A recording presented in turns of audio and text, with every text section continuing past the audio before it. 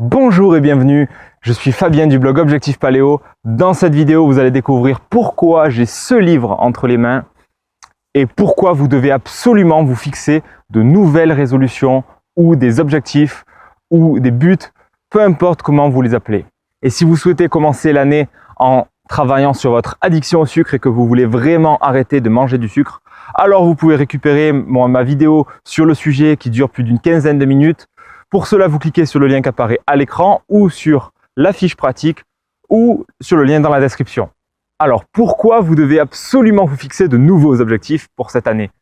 En réalité, peu importe la date à laquelle vous prenez ces résolutions ou ces objectifs, ça peut être le 1er janvier, ça peut être le 21 février, ça peut être le 6 décembre, franchement, on s'en fout. Peu importe. Ce qu'il faut savoir, c'est que l'être humain est un être de changement. Comme le dit la citation, la seule chose qui ne change jamais, c'est le changement. C'est la seule chose qui est constante. Parce qu'en effet, un être humain naît bébé. Il grandit au fur et à mesure. Et le changement est perpétuel. Si on ne change pas, on est mort. Si vous n'avez pas vu quelqu'un depuis longtemps et qu'il vous dit « Ah, c'est génial, t'as pas changé », alors il y a du souci à vous faire. Évidemment, c'est peut-être aussi une certaine formulation de sa part. Mais dans tous les cas, lorsqu'on ne change pas, on s'expose à de sérieux problèmes parce que le monde est en perpétuel changement, les personnes également, et on n'est pas la personne qu'on était hier. Jour après jour, on évolue sans cesse. Et il est important de prendre en compte ce fait. Bien, ce que je vous propose de faire dans un premier temps, c'est de faire un bilan de votre année qui vient de s'écouler. Alors pour ce faire, vous prenez votre carnet et vous allez noter dans les 8 domaines que sont votre santé, votre vie professionnelle, votre vie familiale, votre vie sociale, votre vie amoureuse, vos loisirs, votre vie spirituelle et vos finances. Dans tous ces domaines-là, vous allez noter qu'est-ce que vous avez réussi dans l'année qui vient de s'écouler, de quoi vous êtes fier, qu'est-ce que vous avez réalisé et qu'est-ce que vous auriez aimé faire, qu'est-ce que vous n'avez pas pu faire parce que vous avez procrastiné ou que vous n'aviez pas pris le temps de le faire. Notez tout ça. Maintenant que vous avez fait le bilan de votre année, regardez d'un œil extérieur. Faites l'observateur sans vous juger de ce que vous avez accompli et surtout de ce que vous n'avez pas accompli l'année précédente mais que vous auriez aimé accomplir.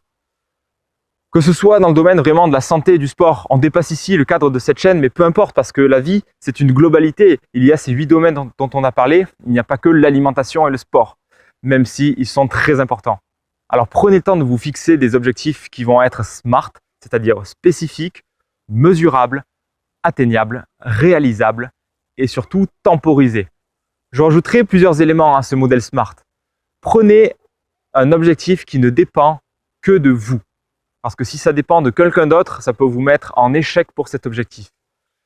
Choisissez également un verbe d'action pour réaliser cet objectif. Parce que si vous vous dites « je veux être plus confiant », c'est absolument pas précis. Vous n'allez jamais y arriver parce que comment pouvez-vous juger à la fin de l'année si vous êtes plus confiant ou pas? Alors soyez vraiment précis et respectez autant que possible ce modèle parce que c'est ça qui va vraiment vous aider à accomplir votre objectif, que ce soit de la perte de poids, que ce soit la mise au sport.